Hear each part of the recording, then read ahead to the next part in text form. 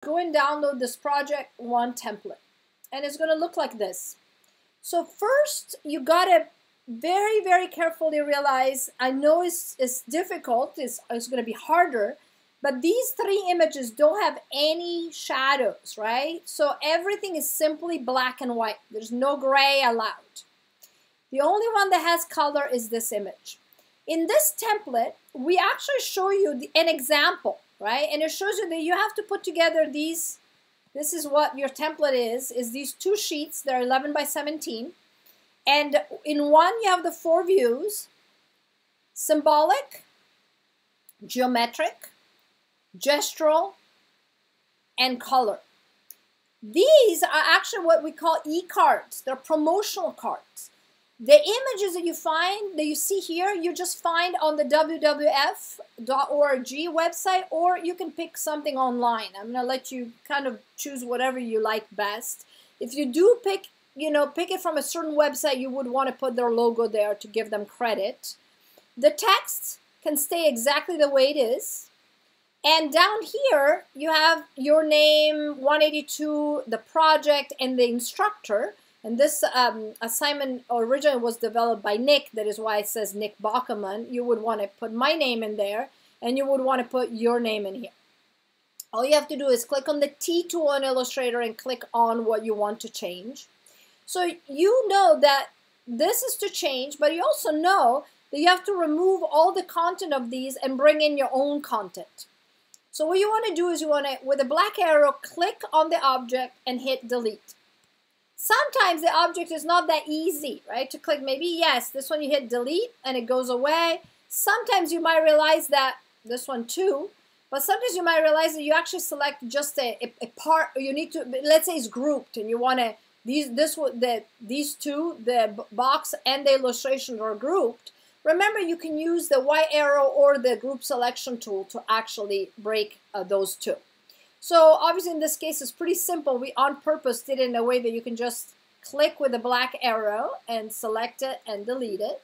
Same here, right? You want to put your own image. So you want to click and delete, click and delete, and accept. Now notice that this text is white, is this one right here. It's the same exact of explore, blah, blah. It's the same exact text. It's just that here it gives you two different possible locations. Now notice, this is what I was telling you earlier. In this case, when I click on these orchids, it selects everything. So I would have to go in and select it with something other than the black arrow. I would want to click and drag here. Now be aware that it will select other parts, and you want to hold the shift key and deselect what you don't want to delete. Because whenever I hit the delete, it's going to delete the orchid, but also whatever else is selected. Seems to not want to deselect that. Oh, perfect. I deselected it. And then the box is selected, so I need to deselect the green box. Okay. Oh, it's still selected.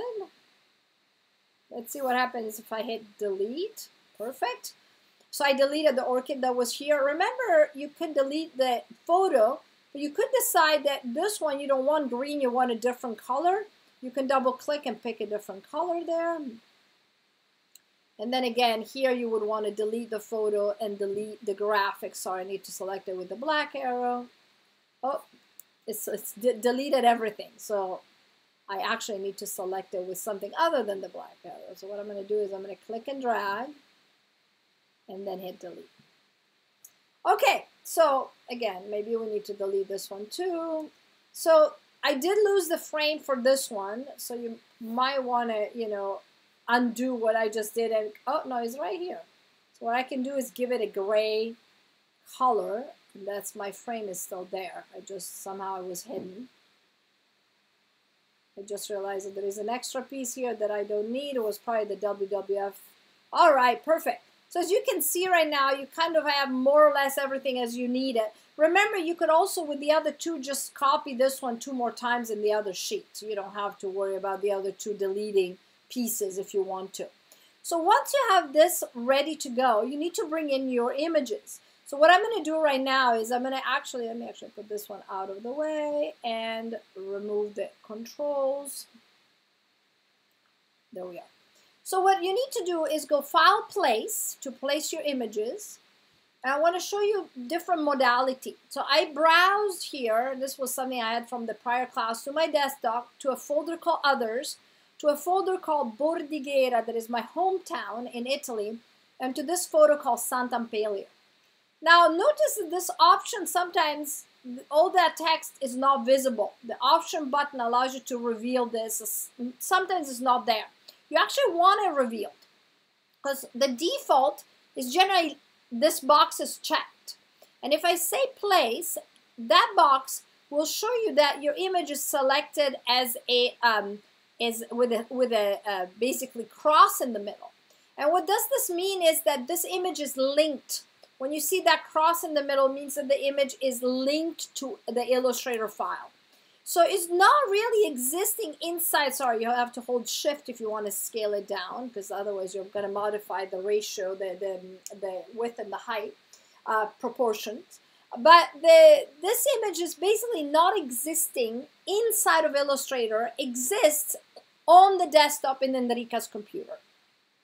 So if I was to send this file into Canvas for my instructor to grade it, this image would be broken, would not show up, because it's in Enrica's computer. So the very first thing that my instructor would see is, I cannot find Sant'Ampelio. Do you want to relink it? Do you want to browse to it? And you have to say no, because whoever receives it knows that they don't have that image, is left behind. So that's kind of not the ideal situation, because you don't want people to open the image and the first thing they see is a mistake, right? So links make sense if you have a lot of complex bitmap images in your vector file, and I'll explain that in a minute, because those take a lot of space, and so sometimes if you have a lot of them, you want to link them so that there is, not a file size that is gigantic. So I mentioned bitmap and vector. So Illustrator is a vector software. That means everything you create in Illustrator is generated by mathematical formulas. Behind this rectangle, there is the formula for the rectangles, right? Or behind a circle, there is the 2 pi, formula for the circle, r square or whatever it is. Now, in Photoshop and by the way, Illustrator, as you can see, can handle bitmaps. That means images that are more like typical of Photoshop's. That means they're generated with little tiny pixels. So if I zoom really closely on this image, there is, by the way, a very nice PDF that explains all that in Canvas. But you can see that this image is made out of these little squares. So Illustrator can bring in the squares. It cannot edit them, because the Illustrator true nature is mathematical, is vector. So this image is linked. Bad is it gets lost. Good is it will make that Illustrator file size, this AI file, is going to be smaller. In this case, these images that I'm going to bring in, I don't even need them later on. They're just to be traced and discarded. So I certainly don't want them as a link. I'm going to actually make sure I embed them. So if I forget to delete them, to discard them, there's no broken link in there. So how do you bring it in a way that is not a link? As you can imagine, you make sure that this is not checked. So when you go in Sant'Ampelio and browse to your image, in this case Sant'Ampelio, you make sure that you uncheck link and you say place.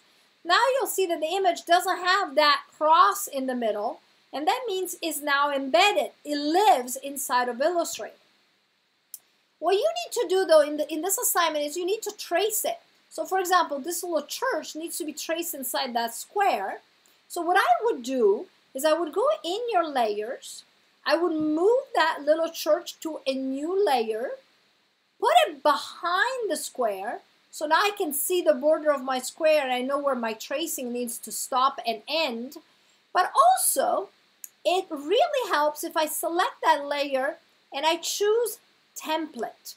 What that does, it locks that layer so I cannot accidentally move it, so this image doesn't move, and is 50% opacity, so when I go and zoom onto this image to trace it with my pen tool, I won't have any problem.